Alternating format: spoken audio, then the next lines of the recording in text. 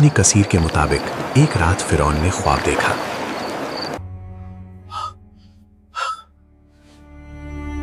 मैंने एक ख्वाब देखा। उसने देखा कि बैतुल मुक़द्दस की तरफ से एक आग निकली जो मिस्र के घरों को जला रही थी, लेकिन बनी इसराइल के घर महफूज थे। फिरौन हरास होकर उठ बैठा। ये पहली मर्तबा था जब उसने खुद को कमज़ोर महसूस किया। उसी रात नजूमी और इल्म गैब का दावा करने वाले दरबार में बुलाए गए। ख्वाब सुनाया गया और फिर वो जुमला बोला गया जो तारीख बदल देता है। बनी इसराइल में एक लड़का पैदा होगा जो तुम्हारी सल्तनत के जवाल का सबब बनेगा।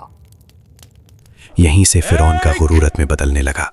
डर जब दिल में आ जाए तो अक्ल चली जाती है, और जब अक्ल चली जाए तो जुल्म पैदा होता है। फिरौन ने सोचा, मसला पैदा होने से पहले ख़त्म कर देते हैं। और फिर वो हुक्म लिखा गया जो कानून नहीं, कत्लनामा था। फिरौन ने कहा, बनी इसराइल के हर नए पैदा होने वाले लड़के को मार दो। शहर शहर तलवार चली, माओं की गोद उजड़ गई, हजारों मासूम जान से गए। इसी जुल्म के दौर में मूसा अलैहिस्सलाम पैदा हुए। उनकी वालिदा हर पल खौफ में रहती थीं। तब अल्लाह ने कहा, इसे दूध पिलाओ, और जब खतरा महसूस हो तो इसे दरिया में डाल देना, और डरना नहीं, हम इसे तुम्हें वापस लौटा दें। तफसीर के मुताबिक उस माँ ने खामोशी से मूसा अलैहिस्सलाम के लिए एक संदूक तैयार किया और उसे दरिया में रख दिया। दरिया बह रहा था और उस पानी पर एक छोटा सा संदूक। मूसा अलैहिस्सलाम की वालिदा ने अपनी बेटी से कहा, दूर से देखते रहना मगर पास मत जाना। वो बहन छुप कर चलती रही। आखिर वो संदूक फिरौन के महल के किनारे पहुंच गया।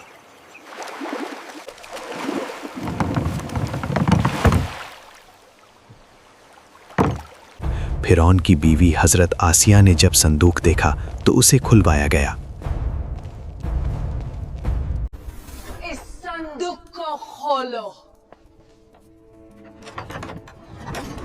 जैसे ही उनकी नजर उस बच्चे पर पड़ी, अल्लाह ने उनके दिल में रहमत डाल दी। वो फौरन बोली, इसे कत्ल ना करो, शायद ये हमारे लिए फायदेमंद साबित हो। फिरौन ने बच्चे को देखा, उसी कौम का बच्चा जिसकी नस्ल को वो मिटा रहा था, लेकिन घमंड बोल उठा, ये बच्चा हमारा क्या बिगाड़ सकता है? या ये कुछ भी नहीं कर सकता। यहीं से फिरौन के जवाल का वक्त शुरू हो गया। मूसा अलैहिस्सलाम किसी और औरत का दूध कबूल नहीं करते। महल परेशान हो गया। तब वो बहन आगे बढ़ी और कहा, मैं आपको एक ऐसी औरत बता सकती हूँ जो उस बच्चे की परवरिश अच्छी तरह कर सके। और यूं जिस माँ ने अपने बच्चे को दरिया में डाला था, अल्लाह ने उसे महल की इज्जत के साथ वापस लौटा दिया। वक्त गुजरता गया और मूसा अलैहिस्सलाम जवान हो गए। अल्लाह फरमाता है, और जब वो अपनी पूरी कुव्वत और समझ को पहुंच गए, हमने उन्हें हिकमत और इल्म अता किया। एक दिन मूसा अलैहिस्सलाम शहर में आए और वहां दो मर्द, एक बनी इसराइल से और एक मिस्री, दोनों लड़ रहे थे।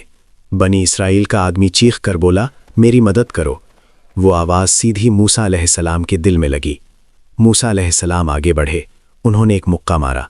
मिस्री ज़मीन पर गिरा और फिर उठा नहीं।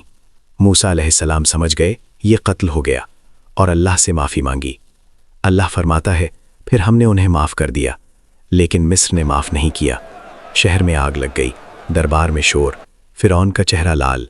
हुक्म निकला, मूसा को कत्ल कर दो। शहर के दूसरे किनारे से एक आदमी दौड़ता हुआ आया। कत्ल का मशवरा कर रहे हैं, तुम यहां से निकल जाओ। मूसा अलैहिस्सलाम ने पीछे मुड़कर नहीं देखा, न माल न सामान, सिर्फ यकीन। अल्लाह फरमाता है, वो डर और उम्मीद के दरमियान शहर से निकल गए।